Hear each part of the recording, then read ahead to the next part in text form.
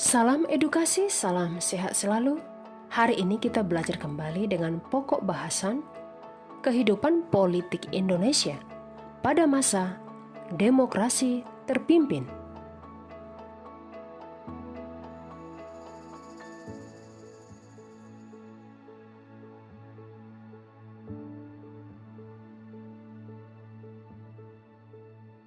Tahukah Anda bahwa Presiden Soekarno menekankan demokrasi liberal merupakan demokrasi impor yang tidak sesuai dengan jiwa dan semangat bangsa Indonesia, yang selanjutnya menggantikannya dengan demokrasi terpimpin. Upaya menuju demokrasi terpimpin telah dirintis sebelum dikeluarkannya dekret Presiden.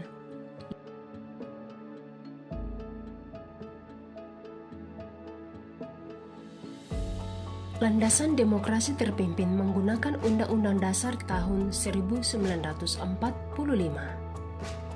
Isi Dekret Presiden 5 Juli 1959 diantaranya: 1. Pembubaran konstituante. 2. Tidak berlakunya Undang-Undang Dasar sementara tahun 1950 dan berlakunya kembali Undang-Undang Dasar tahun 1945. 3. Pembentukan Majelis Permusyawaratan Rakyat Sementara yang terdiri atas anggota DPR dan DPAS.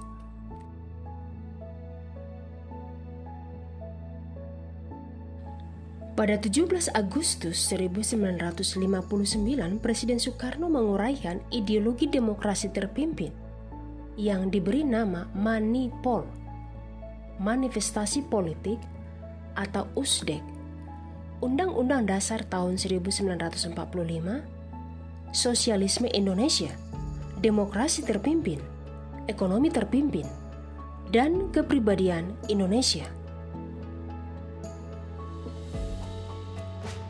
Manipol atau USDEK adalah doktrin resmi yang dicetuskan oleh Presiden Soekarno sebagai konsep politik yang harus dijalankan dalam setiap aktivitas berbangsa dan bernegara. Bagaimanakah kehidupan politik Indonesia pada masa demokrasi terpimpin?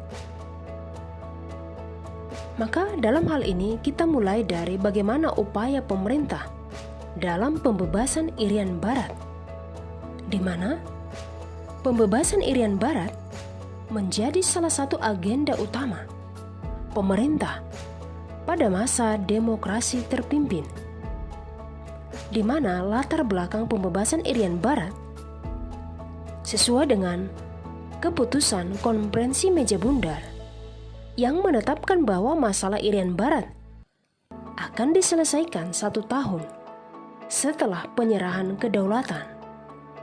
Dan Presiden Soekarno menegaskan bahwa perjuangan bangsa Indonesia belum selesai sebelum Irian Barat kembali menjadi bagian negara kesatuan Republik Indonesia, dan Indonesia tidak akan mundur sejengkal pun dari pembebasan Irian Barat. Adapun upaya yang dilakukan pemerintah dalam pembebasan Irian Barat melalui 4 cara. Yang pertama, konfrontasi ekonomi. Yang kedua, konfrontasi politik. Ketiga, konfrontasi militer. Dan yang keempat, diplomasi. Perjuangan diplomasi dilakukan secara bilateral namun gagal di forum internasional melalui Konferensi Kolombo pada April 1954 dan Konferensi Asia Afrika pada April 1955. Selanjutnya, Indonesia mengajukan masalah Irian Barat dalam sidang umum PBB periode 1954 sampai 1957.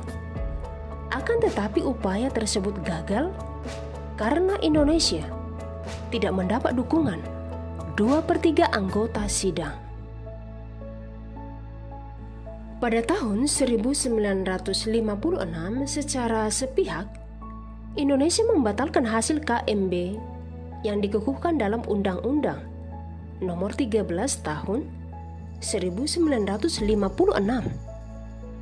Dan pada 17 Agustus 1960, pemerintah secara resmi memutuskan hubungan diplomatik dengan kerajaan Belanda yang ditandai dengan penutupan kantor perwakilan Belanda di Indonesia dan pemanggilan Duta Besar Indonesia untuk Belanda.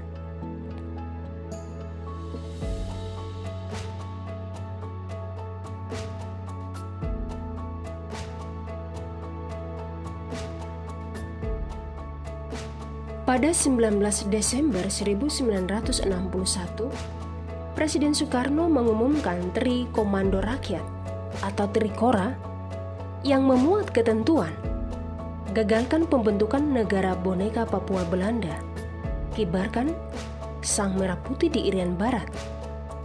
Tanah air Indonesia bersiaplah untuk mobilisasi umum guna mempertahankan kemerdekaan dan kesatuan tanah air dan bangsa.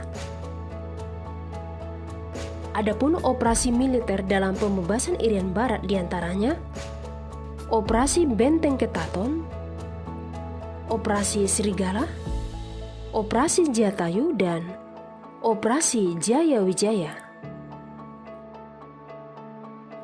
Konfrontasi ekonomi mencakup pembatalan utang-utang Indonesia kepada Belanda, melarang maskapai penerbangan Belanda melakukan penerbangan dan pendaratan di wilayah Indonesia, nasionalisasi perusahaan Belanda di Indonesia, dan pemerintah Indonesia memindahkan pasar komoditas Indonesia. Pada 14 Agustus 1962, Indonesia mengadakan perundingan di Virginia dengan pemerintah Belanda.